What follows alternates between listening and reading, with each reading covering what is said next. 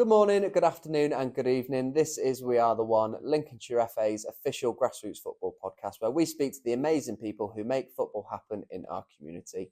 This week, we're speaking to Level 4. So, I'm here with Andy Pontin. Andy, would you like to just tell everyone who you are and what your involvement is within grassroots?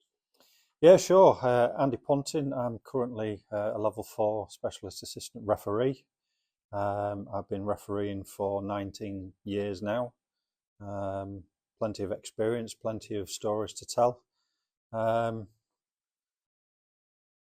Super. Yeah. Fantastic. So let's kick off then with just about how you sort of first got into refereeing, really, and what sort of inspired you to take up the whistle.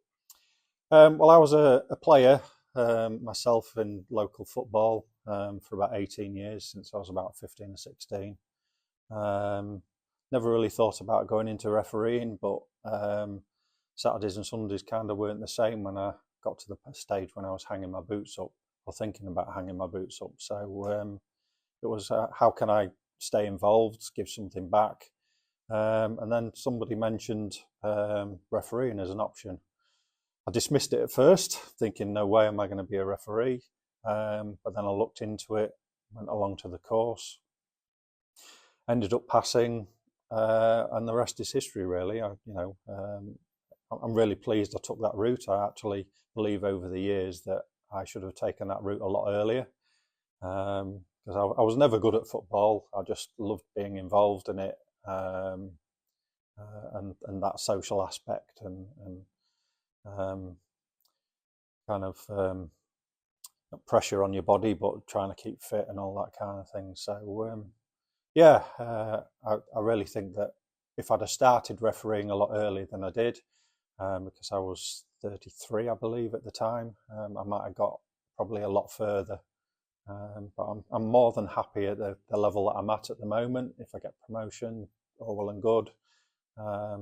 If I stay at this level for the rest of my refereeing career, then so be it. It's a level that I really enjoy. It's a good test of my fitness and stamina, so it keeps me fit at my age. So. And just for those who don't know, so what leagues are you sort of refereeing on generally, or officiating on? My bread and butter this year as a Level 4 Specialist Assistant Referee is the Northern Premier League, or leagues like that of a similar. I have done other leagues at that level: Southern League, Isthmian League. So it's step 3 and 4, sorry. Yeah, step 3 and 4. So in this local area, it's the Northern Premier League, Premier Division and East Division. Fantastic. And you mentioned that when you were first encouraged or first offered the opportunity to referee, you were a little bit maybe dismissive of it. Why do you think that maybe was? I'm thinking back a long time now, but I think initially it was not something that was really promoted at the time. It was just, if you knew somebody refereeing, that was the way to get into it. But I didn't, and being a player and seeing referees at that time, it was just something that didn't occur to me. But I think more or less it was because it wasn't promoted as much as it is now, and the support that you get as much that's around now wasn't there 20 years ago. Do you think it's fair to say there might have been maybe a bit of a stigma around? Probably so. I don't think that's particularly gone away. But yes, I think that's probably true in saying that. Yeah. Mm. And what has, since obviously beginning your journey as a referee, what has that done for you as a person in terms of the skills that it's given you, the experiences it's given you, and has it maybe changed you as a person along the way? I wouldn't say it's changed me. It's probably given me more confidence in my abilities. It's certainly strengths within referees, being a referee, disciplined, self-control, calm, and challenges that you face in situations on the pitch. That's helped me with my working career as well. I've gone into management in the last 10 or 12 years. And that calm kind of demeanour and facing a challenge and knowing the structures and rules and procedures and all that kind of thing that are available to you, I think it's probably gone hand in hand with that. So, I think it's probably helped me develop more self-confidence, definitely. In terms of, obviously, you're at level 4 at the moment, which is obviously a fantastic achievement. What has that sort of journey been like for you to obviously get to that level? And what was maybe some of the bigger challenges that you had along the way, so just that progression pathway?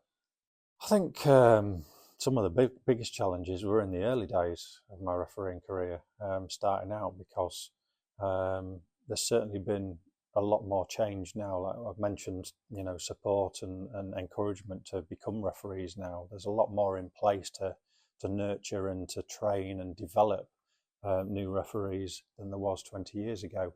I can remember going out onto a Sunday League pitch for the first time and not really having any kind of support up to that point. And I found that in the first few seasons, you're finding your own experiences and you're developing your own style, and coming across challenging, difficult situations on the pitch. And it's all about kind of learning as you go along there.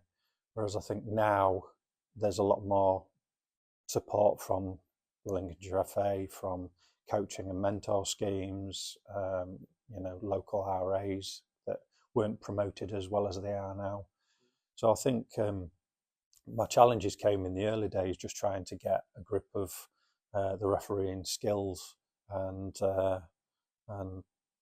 getting through matches really in difficult situations. So, and as I've progressed through the years and through the levels, all that experience and whatever comes to the fore. So, do you think refereeing now is maybe a little bit more of a, I suppose maybe not necessarily an attractive prospect, but is a little bit more, I guess, enticing, especially for, we obviously see a lot of younger referees now. Do you think it's a little bit more of a consideration, I guess? Yeah, I do. I think it's there's a lot more structure and reward there for these, particularly these youngsters. I've never known so many youngsters coming through the junior ranks and into adult football that there has been now. And I think that's because of the structure that's developed in the last 5 or 10 years towards, promoting referees. And I think it's more obvious now that you can get a career out of refereeing with the higher levels, if you like, the Premier League and the Championship now, over the last 10 years becoming professional, and that's their job, rather than having part-time referees doing these kind of levels. It's given that pyramid more structure, and more, these youngsters coming through are aspiring to be the next Premier League referee, I guess, and international referee. So I think it's certainly more enticing, and with the structures in place, like I say, the learning and everything like that, I think it's better for new referees to be taken on. Yeah. Fantastic. And also, you touched on about RAs and I guess maybe the importance around them and that level of community. Do you think having a good, strong, supportive RA is just as important as anything else in this region? Well, being secretary of the Scunthorpe RA for the last number of years, I've seen the RA kind of develop a little bit more, and there's a lot more attendance with these younger new referees coming through. Membership isn't quite as large as what I would hope it to be, but I think we're doing quite well compared to other RAs, and we try to get guest speakers in and people to help develop and bring forward their refereeing journey, so that these referees that come to our group can see that and learn from that. And we're also a good network of local officials. If anybody's got any questions, queries, or whatever, I need some support in their refereeing journey, we're all there. We've got a lot of experienced members in our group as well as a lot of new referees. So we're trying to come together as a refereeing community to offer that support for those. So meeting once a month is really good. Yeah. And that I guess that level of community around referees is very much a unique community, I guess, in that sense, because you're all obviously joined by not just the passion of the game, but you're in I guess a role where it's not for everyone. Is that maybe fair to say? Yeah, it's not for everyone, but you know, we encourage people to try and stick at it. You know, everybody has a bad experience, a bad game as a referee. I certainly have had several over the course of time where you come home and you just throw your bag down and you think, that's it, I'm not doing it anymore. But I think when you bring it into perspective and you're able to talk about it to others that have been in that situation, it kind of opens your mind a little bit more to the fact that, you know, these hurdles are there in life generally, you know, and as a referee, if you can overcome them and learn from them and use that experience to go into the next game, then hopefully that'll give you the confidence to move up. Absolutely, and you've touched on that. You know, there's some moments that you can sort of reflect on and think, you know, they maybe weren't so great as part of your journey, but you must obviously have some standout moments in terms of some really positive sort of memories as well that maybe jump out at you. Yeah, I mean, I've officiated some really really good games. Probably one that will stand out is an FA Youth Cup match at Bramall Lane. You know, when Sheffield United were in the Premier League for the first time recently. It was Sheffield against Wimbledon, and that was a really good game. There was not a massive crowd there for a youth game, you know, probably 3,000 or 4,000 in one stand, but to officiate at a ground like that was really, really nice. I've done Hull City youth teams at the what was the KC Stadium. So going to these larger stadiums and doing games like that are really good. County games as well. You know, I was on the line for the senior county trophy final last year at Boston United. Yes, it was, yeah. So you know, those experiences, you can't buy them. You know, and you've got to really enjoy those and go out there and try and do the best you can. And so yeah, there's always really good highs if you know, work hard and you get noticed and what have you in your refereeing journey, then you'll pick up games like that. But it's worth saying as well, those sort of games they don't just fall in your lap, do they? They're not just given to you. You've got to earn them. Yes, absolutely, and you know, it's the same for your job. You know, you can't just expect to get rewarded for not doing a very good job. So you go out there and you give it the best, and hopefully towards the end of the season, when you get these playoff games, promotion, relegation games, you know, that are really important to clubs, that you get these appointments. And it's fair to say, and also, I mean, not being a referee myself, I can only sort of say from the outside looking in, but it seems like a big part of being a referee and being part of that community is being able to sort of take the mick a little bit and take the mick out of each other. Is there any sort of moments where you think, oh, no, I'm going to get ribbed for this or anything like that? Yeah, I mean, I can't think of anything particular, but yeah, there's occasions, because being from Scunthorpe, there's quite a few referees in Scunthorpe at my level, and when we've gone out together as a team, you know, there's always something that gets picked up. There's always like a cross flag or something like that, or that gets picked up, and you don't hear the end of it. Something just popped into my head. I was doing a line on a game, and it was a group of Scunthorpe officials on it, and we had a coach there as well, and I just happened to be stood there in my socks waiting to put my boots on just before we went out for a warm-up, and it was noticed that I'd actually, because sometimes the socks are marked left and right, aren't they? And I'd put the right one on my left and the left one on my right. So that was it. There was a photo taken and put on our Referees Association page. And, you know, all that kind of stuff. So Just just banter like that, but it's really good because it just makes you laugh, and it makes you feel part of it as well. Oh yeah, definitely, and feeling part of the refereeing community is something that we try to instill with all our members, and we try to get new people to come in all the time. And there's a certain I guess technicality around, or technical aspect to refereeing, isn't there, in terms of your positioning on the pitch, the movement you make, all those little things that end up making a big difference, and ultimately that is the difference between somebody getting promoted or not half the time, isn't it? Oh yeah, definitely. It's not all about looking to try and improve 6 or 7 things every match. It's focusing on 1 or 2 little tiny things to improve, and if you can improve that in the next game, then that becomes embedded and quite more natural in your refereeing style, and then you focus on something else. So there's always things to improve on. I'm still, even after 19 years, there's still things that I'm picking up on.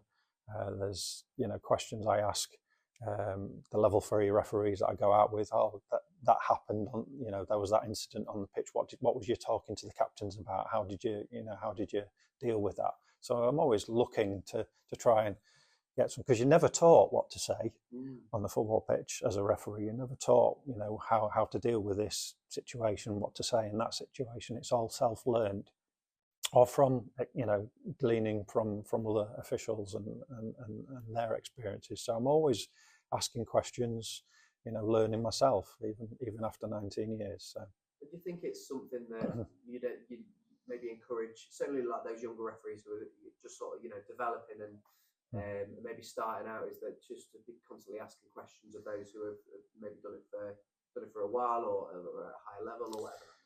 Yeah, absolutely. And we even say to them, come down and watch me line or referee. Come down to the local pitches on a Sunday and watch some of your colleagues referee, and then it gives them a chance to watch how they move around the pitch, how they deal with situations, and it gives them a chance to ask questions in the changing room afterwards. I saw you do this, and what did you say there, or what were your thoughts about that, and why did you get into that position, and that kind of thing. So we're encouraging them to come out with us, basically, or get out there in the local community and look at these games and look at these referees who are maybe a little bit more established, to try and learn things.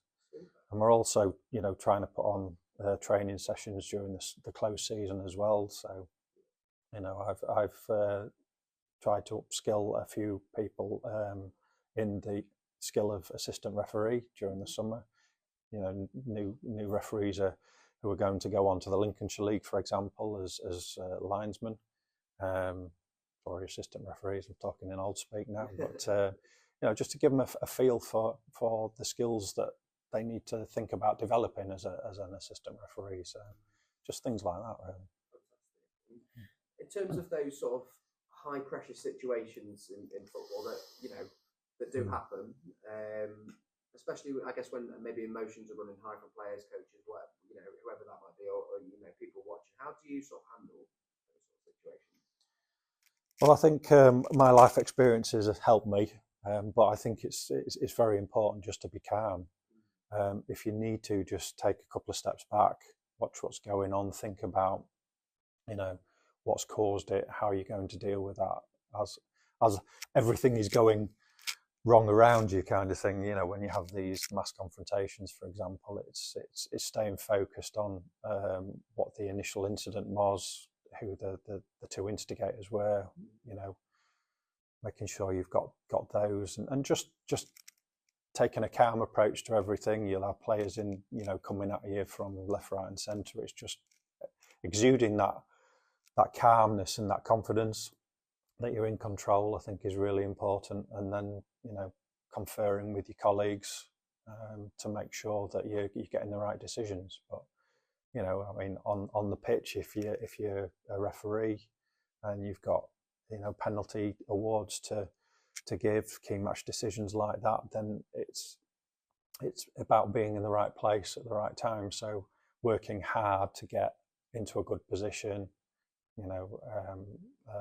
not being reactive to play, but trying to be a bit more proactive as to where the ball's going, you know, where contact could come from, and those kind of things. So it's just focusing from minute one to right at the end, and just trying to be calm and confident in everything that you do. Super. You know, some of those high pressure situations can obviously be difficult. You know, they're not easy to obviously get through. And as you say, you've obviously got to try and be calm throughout all that.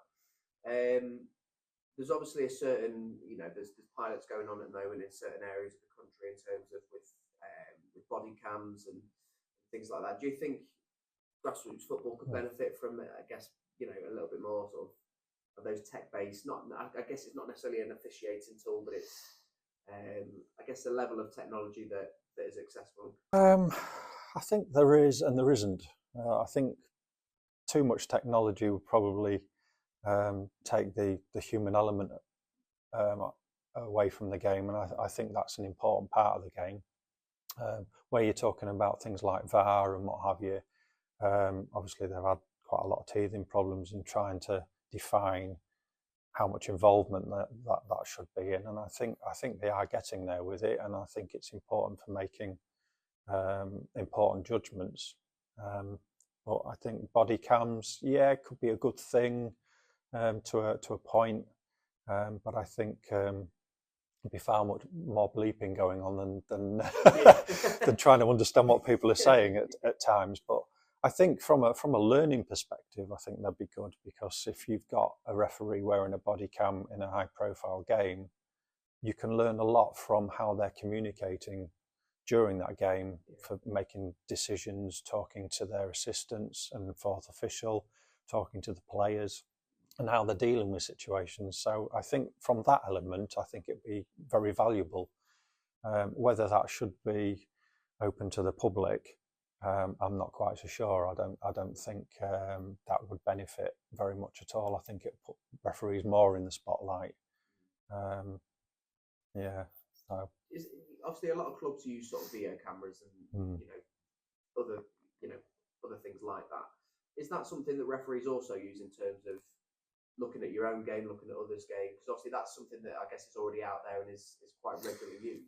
Absolutely, yeah. I mean, the clubs are very, very keen to send them on if they've got decisions that they feel that you've got wrong. But from a learning perspective, yes, it's very good to look at situations in a game that you're part of a video, because you can improve your own performance on it. There might be a couple of occasions where you think, well, I'm not quite sure that I got that right.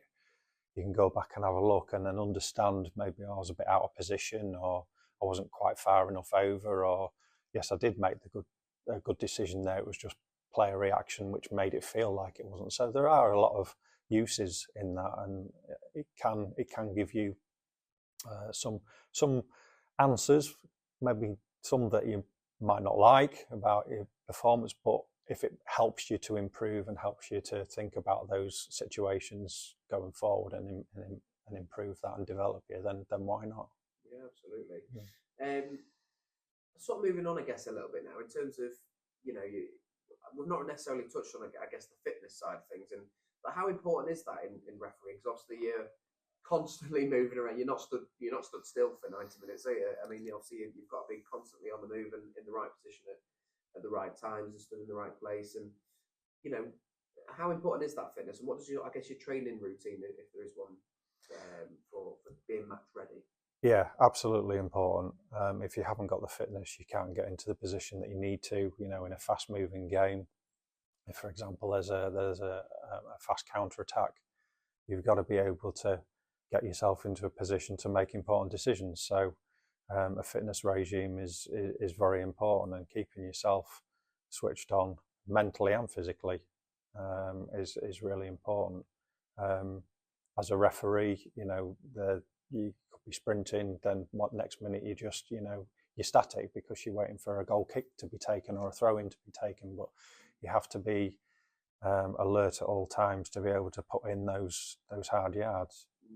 And as an assistant referee, it's same going, although you're just going up and down one patrol path, you have to be ready to spring those sprints out, and to make those really difficult judgment calls. So yeah, very important.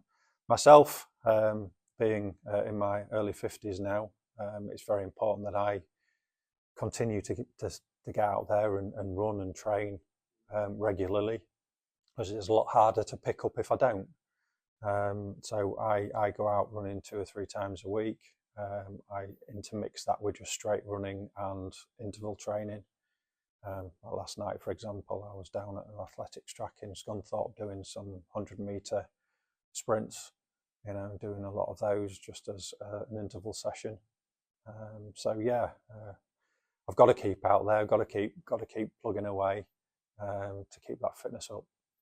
And obviously, for those who sort of go on the progression pathway and want to work their way up the levels of refereeing, obviously fitness tests are a big part of that as well. Mm-hmm. So is it that once you get promoted from one level to the next, that your fitness routine maybe changes because the fitness tests potentially at the end of the season or whatever it may be is going to be a little bit harder than it was potentially the year or the year before? I think if you're going up levels, you've got to expect a better fitness level.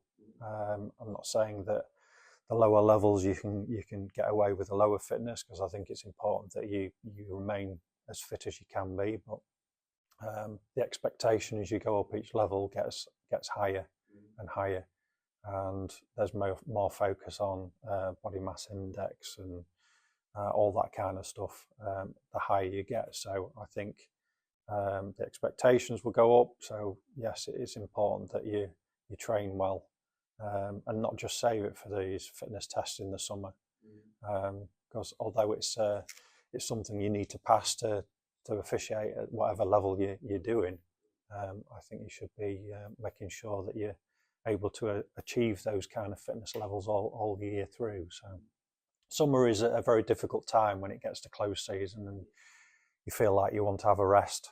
And it's good to give the body a little bit of rest, but intermixed with maybe lighter training sessions. But preparing well for the fitness test is key. Yeah. I'm going to have to try and phrase this question not to sound too rude.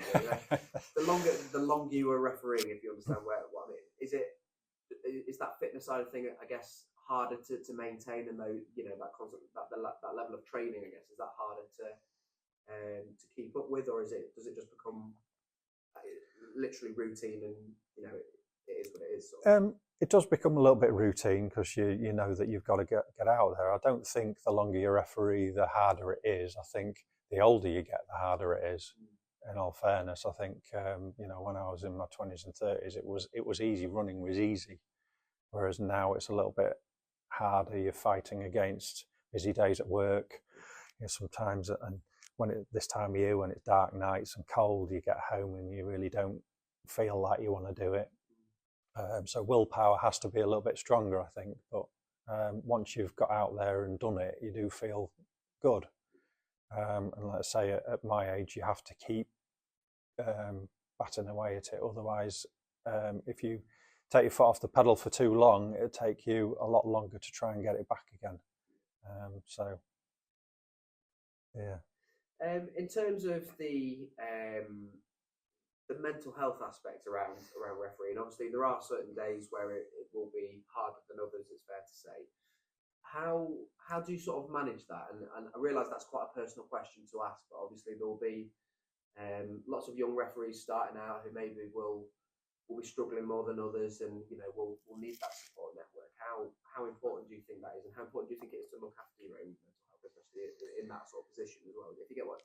Yeah, I follow. I think when I started my journey 19 years ago, it wasn't something that was talked about. It was something that people tried to hide more than not. But nowadays there's a lot more. There's mental health champions now that have been introduced in recent years, and there's always people that you can talk to, and we encourage that within our communities, refereeing communities, that nobody's struggle should be on their own. If they got concerns or they've had a really bad game, then talk to somebody about it. Pick up the phone or go to the pub for a pint or whatever, if that's not taking you outside your training routine. Yeah, it's very important to open up. I mean, I'll be very honest, coming out of COVID, when we had our first proper season coming out of COVID, I found it very difficult. Personally, as a referee, I thought that because everybody had been kind of caged up for so long, there was a lot of frustration vented on the football field, and I felt that the discipline was a lot more personal and critical towards myself. So I ended up taking a year out, a 12-month sabbatical, to try and find the love for refereeing again. It did me a lot of good. I was absolutely raring to go by the next summer, getting jealous of people's appointments towards the end of the season and everything. But that recharge and that refresh was good. I had long talks with Michael Brader. He provided a lot of support during that time. Members of the Scunthorpe RA, knew of it and were very supportive. So I think it's very important that you do open up, and there are, a support network locally, hopefully to every referee, or at least go out and find out about your local RA, because there are people there that can lend an ear and provide some really good experience and pointers into how to deal with these difficult situations. Yeah. Do you think a lot changed after COVID? That after that, it was obviously a funny time anyway. Do you think behaviours maybe changed, whether that be societally or just something feels a little bit different after COVID, doesn't it? I think so. I think so. Like I say, I do think that having people in lockdowns for long periods of time did affect them mentally and physically probably. I found that, like I say, that first season after coming out of COVID was very difficult, very different, discipline-wise, and I think that's still the same. I think it has had some positive impacts, but I know for a fact that refereeing recruitment was held off for 2 years, so that affected how the structure of referees in the pyramid were. There was lots of gaps appearing, and I know that there's been quite a large recruitment process in the last few years to try and fill those gaps and get enough referees into certain levels, and there has been a little bit of oversubscription, maybe, too many officials at certain levels, which has affected appointments and what have you. But I think over the next 2 or 3 years that should start to even out. But yeah, I do think the society's kind of changed a little bit from COVID, definitely. In terms of, I guess, valuable lessons that you've maybe learned during your time as a referee, what have you learned, and how has that maybe shaped, I guess, the way you approach games? I found, for me, to be calmer, not worry about games so much. Even top of the table classes or local derbies is before I used to get quite nervous about it, and there's nothing wrong with being nervous. It's a natural human feeling, but I always used to worry about things going wrong in the game and things like that. Whereas now I approach every game the same. It's 22 players on a pitch, and whatever level it is, it's a game of football. And as a referee or an assistant referee, you go out there and you do the job to manage that game from start to finish. And it doesn't matter what level the players are at, what kind of game you get. I think I just approach it like that now, where I look forward to going out, and when I'm out there doing the job, I enjoy it. And I think that's really important. Smile and enjoy it, because you're there for a reason. You're there because you've worked hard to be there, and you deserve to be there. And at the end of the day, without us, there's no game, is there? That's what they always say. So, you're there for a reason, and you're there to help manage a game from start to finish. And that's the way I view it now. I just enjoy every appointment that I get and go out there with confidence and with a smile. So is that maybe the one bit of advice you would give to new or young referees, is to just enjoy it and try to not overthink about the... Oh, definitely. Yeah, definitely. If you start to overthink about it, then you start to think about decisions you've made, and then you might miss the next one. And I think that's a really important thing that I've learned along the way, is if you think you've made a bad decision, park it, move on to the next and get the next one right, and remain focused. And you can think about that decision later on after the game's finished, but and just enjoy it, because you're there because you've earned the. And I would imagine in a game that there's no referee is ever going to have a game where they're pretty confident they've got every decision right. I'm surely with the amount of decisions that you have to make in a game, that there's always going to be at least one that you think, I'm not sure, or maybe the one that you'll think after the game, like, well, maybe I got it, maybe I didn't. Oh, definitely. We're all humans at the end of the day. We've got one chance to make a split-second decision. It might give ourselves a couple of seconds, but you've got one view. You can't rewind it back and have another look. So yeah, it's really important to focus on trying to get them right, and trying to be in a position where you can get them right. But don't beat yourself up. We are going to make decisions which are probably wrong. We're hoping that they're minor decisions, like wrong throw-in at the halfway line, or just a simple free kick might be wrong. But I think it's important that you focus on the important decisions that you're going to make in a match, the key match decisions, the game-changing decisions, and being there and being focused and being switched on. So yeah. To finish up on, what's next for you? I mean, is it the hope that you progress further? Is it just is there any personal goals or aspirations that you might have over the next couple of years, or is it just going out every week and enjoying it? I think it's going out every week and enjoying it, enjoy every appointment that I get. I've said previously that I'm more than happy at the level that I'm at. If I get the chance to be promoted to level 3, then all well and good, and I'll give that the focus and the effort that would need to maintain that. But I'm just happy that I'm staying fit and that I'm healthy enough to continue to go out and referee and support the football community. So no further aspirations than that. I will get to where I get. If I was maybe 20 or 30 years younger, then my goals might be a lot higher. But at the moment, it's about staying fit and enjoying it. Fantastic. Well, Andy, it's been an absolute pleasure to sit down and talk through your story with you, really, and your journey. And I think I'd like to think that there'll be a lot of referees, whether it be young or maybe have been doing it for a little while, to be able to sort of hear your story and be inspired and take things away with them. So thank you ever so much for coming in and telling your story. You're very welcome. Thank you.